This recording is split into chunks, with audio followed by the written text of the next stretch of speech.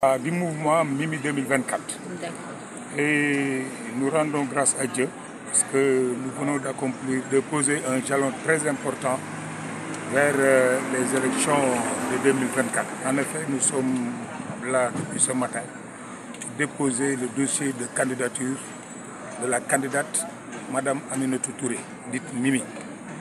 Et je profite de cette occasion pour remercier les Sénégalais de l'intérieur du pays et de l'extérieur qui ont accompagné le pôle de parrainage du mouvement Mimi 2024, qui nous ont facilité la tâche et qui ont fait, dans un mouvement spontané, qui ont fait que notre coalition a su rassembler le maximum de parrainage en un temps record. Donc c'est le lieu de les remercier au nom de la présidente Aminata Touré et de remercier aussi nos délégués régionaux, nos délégués départementaux, nos délégués communaux et l'ensemble des Sénégalais. Aujourd'hui, je pense que la candidature de Mme Aminata Touré ne souffre d'aucun doute. Et nous avons entamé un travail depuis des mois et des mois. Et ce travail aujourd'hui a été concrétisé par le dépôt du maximum de parrainage. Et nous remercions la diaspora qui a aussi participé à ce mouvement, à ce grand talent de mouvement de soutien autour de la personne de Mme Aminata Touré. Et comment ça s'est passé à l'intérieur? Vous avez duré? Oui, à l'intérieur, le seul hic, c'est qu'effectivement les choses n'ont pas commencé à l'heure indiquée. Nous avons accusé vraiment beaucoup de retard. Mais peut-être aussi que c'est des gens qui travaillent jusqu'à 2 h du matin. Donc ils ont aussi, eux aussi un peu besoin de repos. Nous les comprenons. C'est les aléas d'une campagne, d'une préparation d'une élection présidentielle. Et nous avons tenu, comme eux, et c'est un travail d'endurance. Nous sommes habitués à ce rythme de travail politique. Nous les remercions aussi parce que quand même ils nous ont mis dans de bonnes conditions. Et tout a été fait dans les règles de l'art. Vous avez fait votre dépôt aujourd'hui. Quelle est la prochaine étape? La prochaine étape, c'est le tirage au sort qui sera effectué après-demain, le 28 à 10 h du matin. C'est le 28 à 10 h du matin qu'ils nous ont convoqués, tous les mandataires, pour effectuer le tirage au sort pour le contrôle des parrainages. En 2019, il y avait une dizaine de candidats qui avaient déposé leur candidature. Et au finish, 5 candidats ont été retenus. Qu'espérez-vous cette année? Mais je pense que les gens candidats qui sont issus du dialogue, qui avaient maille à partir avec la justice, qui ont été condamnés, qui doivent de l'argent aux Sénégalais et qui aujourd'hui peuvent venir déposer leur candidature, je pense que tous les autres Sénégalais doivent pouvoir faire la même chose.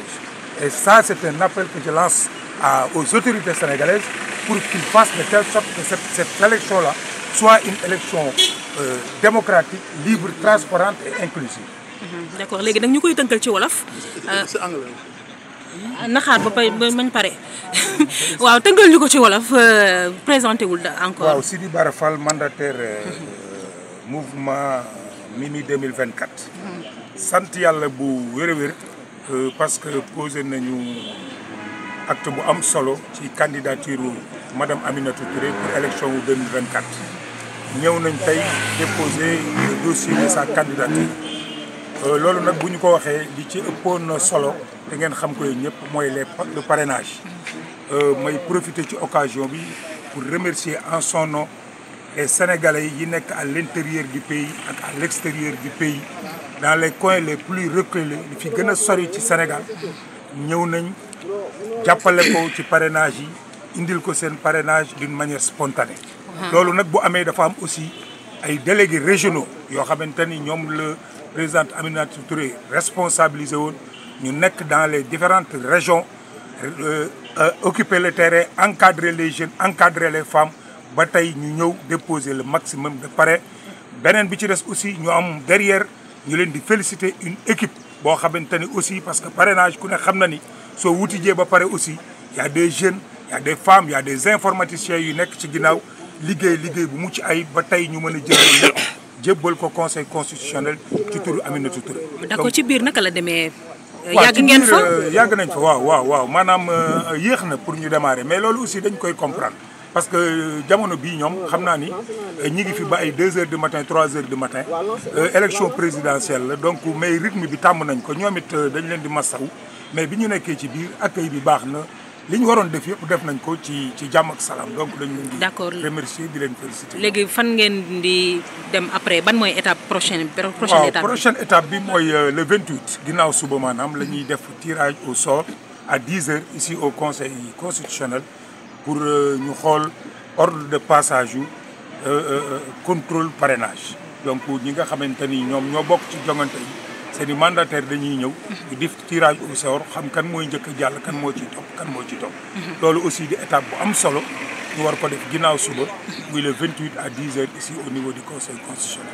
donc jàpp nga ne ñëpp dinañu jàll ndax du am ñenn ñu jéem a. loolu man loolu lay ñaan yàlla parce que élection yi day élection présidentielle li ci sénégalais yi nam yaakaar naa mooy candidat yëpp bokk parce que Sénégal dafa toll ci niveau boo xamante ni démocratie am toll na ci foo xamante ni du responsable yi wala état wala kenn moo war a tànnal sénégalais yi seen président sénégalais yi ñoo bëgg di tànnal seen bopp seen président te démocratie noonu la mën a demee suñu demee tey ci suñu réew mi ba nga xamante ni am na ay nit ñoo xamante ni emprisonné nañ leen fi am fi ay nit ñoo xamante ni tey jii nii yoral nañ askan wi alal ñu man par un dialogue jéggal ñooñu yaakaar naa ni gisuma benn sénégalais boo xamante ni tey war na mën a toog ñëw ñu ne ko doo bokk ci élection par une raison ou une autre parce que ni ñu def ba ñeneen ñi bokk noonu la ñu war a def ba ñëpp bokk sénégalais yi tànn le meilleur d'entre nous bi ñu yaakaar kooku ñu jox ko teg ko ci bopp réew mi parce que nag démocratie dafa am foo xamante ni foofu la toll ci Sénégal te ay tànki kanam la war a am mais warul am tànku ginnaaw. dëgg la fàttali ñu tur bi. Sidi Bara Fall. di mandataire national bu Mimi 2024.